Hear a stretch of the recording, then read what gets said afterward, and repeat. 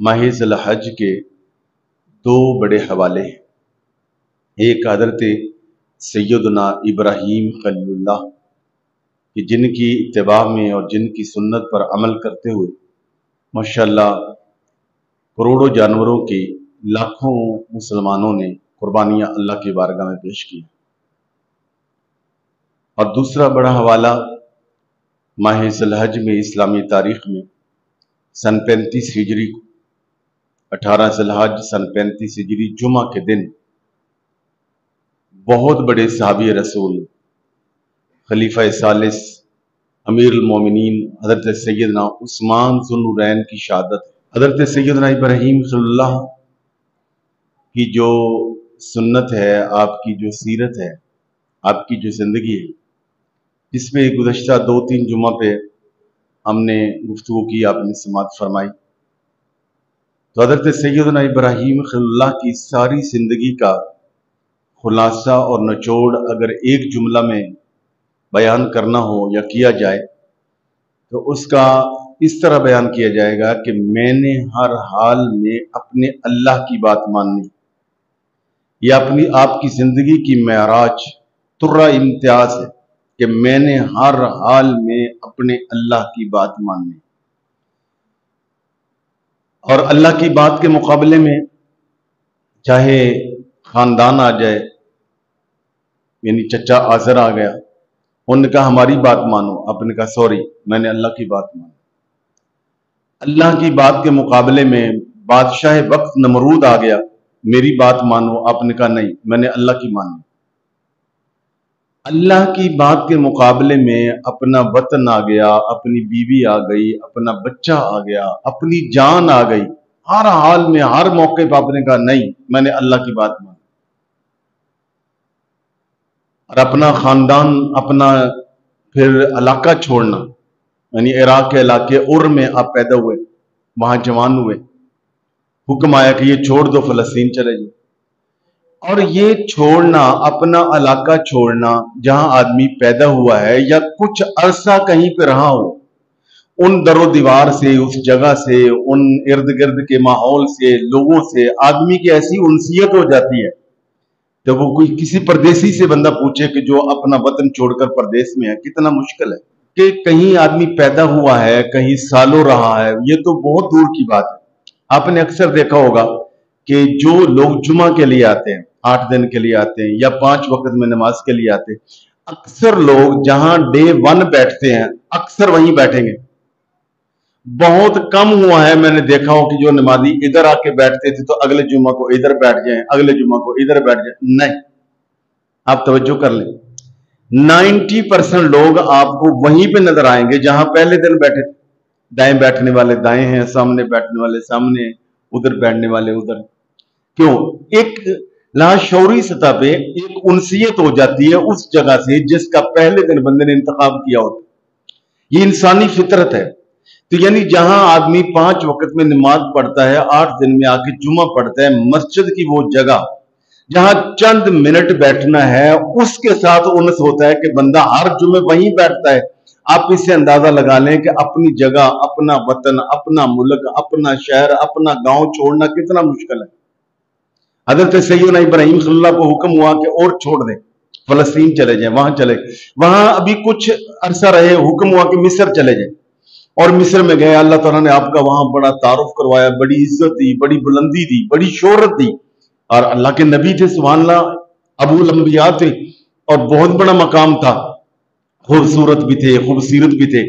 तो वहां का जो मिस्र का बादशाह था उसने अपनी बेटी दे दी, हजरत सैयदा हाजरा।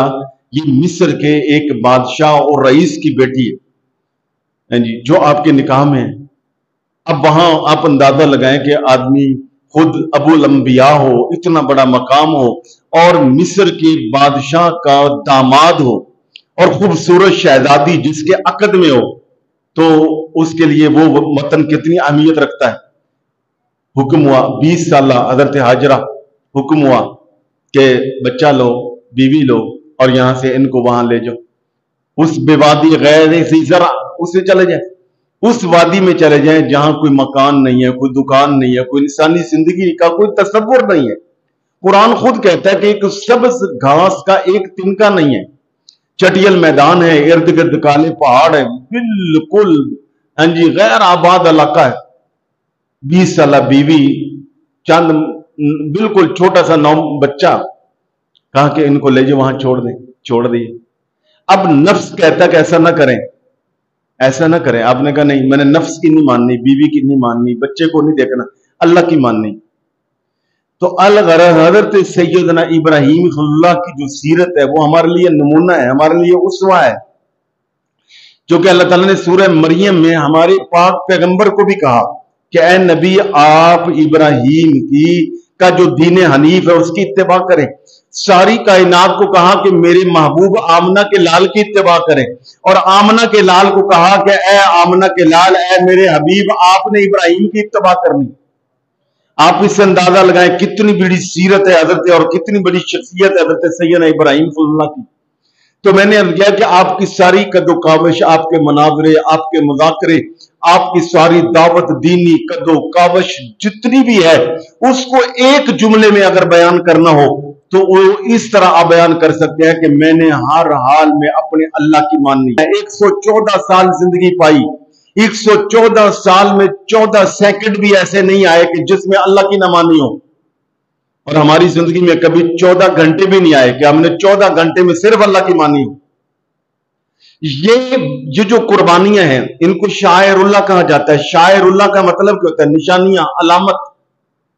قرآن مجید نے کہا ان الصفا والمروہ من شعائر اللہ، کہ یہ صفا اور مروہ دو پہاڑ ہیں، یہ اللہ کی نشانیاں ہیں۔ کیا مطلب؟ نشانی ایسی، شاعر اس چیز کو، ایسی نشانی کو کہا جاتا ہے کہ جس کو دیکھو تو کچھ اور یاد آ جائے، اس سے جڑی ہوئی تاریخ اور جو پس منظر ہے وہ یاد آ جائے۔ اس لیے صفا اور مروہ کو کہا کہ من شعائر اللہ، یہ اللہ کے شاعر میں سے ہے۔ جس طرح صفا اور مروہ شاعر اللہ میں سے ہیں، ایسے ہی یہ جو قربانیاں ہیں یہ بھی شاعر اللہ میں سے ہے، یہ بھی نشانیاں ہیں۔ کس بات کی؟ یہ بھی ریمائنڈر ہے کس بات کی؟ تمہیں جب تم بکرا ذبح کرو، گائے ذبح کرو، اونٹ ذبح کرو، گوشت بناؤ، خریدو، کاٹو، دو، تقسیم کرو، تمہیں یاد آ جائے کہ حضرت ابراہیم یاد آئیں۔ جب حضرت ابراہیم یاد آئیں گے تو ان کا جو سب سے بڑا کارنامہ ہے وہ کیا ہے؟ اللہ کی ماننی۔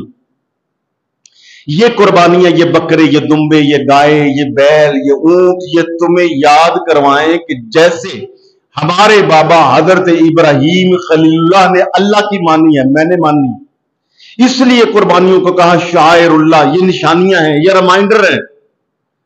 اب میں یہاں بس بھی توجہ دلاؤں، اگر قیامت والے دن ان ساری قربانیوں نے الٹا ہماری نشانی لگا دی، یا اللہ تو نے ہمیں شاعر اللہ قرار دیا تھا کہ ہمیں دیکھ کر کچھ اور یاد آ جائے، ابراہیم کی وفا، ابراہیم کا ایثار، ابراہیم کی اللہ تعالیٰ کی اطاعت بندگی وہ یاد آ جائے، یا اللہ ہم کروڑوں ذبح ہو گئے تیرے نام پر، انہوں نے اپنے نام پہ ہمیں ذبح کیا، بلکہ ایک ایک گھر میں 6 بھی جانور ذبح ہوئے، ایک ایک گھر میں 6 قسم کے بھی جانور ذبح ہوئے، بکرا بھی ہوا، دمبا بھی ہوا، بیل بھی ہوا، اونٹ بھی ہوا، یہ ایک ایک گھر میں اتنے جانور ذبح ہو گئے، لاکھوں کروڑوں جانور ذبح ہو گئے، مگر یا اللہ انہیں وہ بات تو یاد ہی نہیں آئی کہ میں نے اللہ کی ماننی۔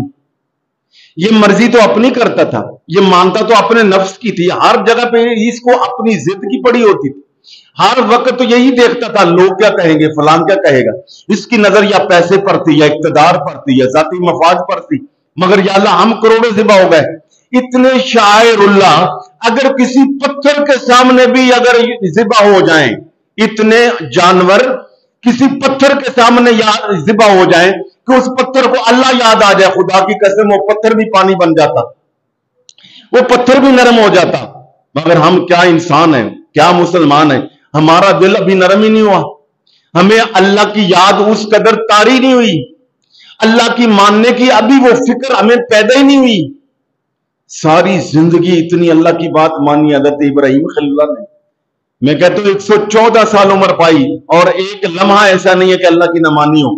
اللہ کہہ رہے ہیں ہماری زندگی میں کوئی 14 گھنٹے ہی ایسے آ جائیں کہ جس میں ہم یہ طے کر لیں کہ ان 14 گھنٹوں میں میں نے بیوی کی نہیں ماننی، بھائی کی نہیں ماننی، ابو کی نہیں ماننی، فلاں کی نہیں ماننی، ہمسائے کی نہیں ماننی، میں نے بادشاہ کی نہیں ماننی، میں نے صرف اللہ کی ماننی۔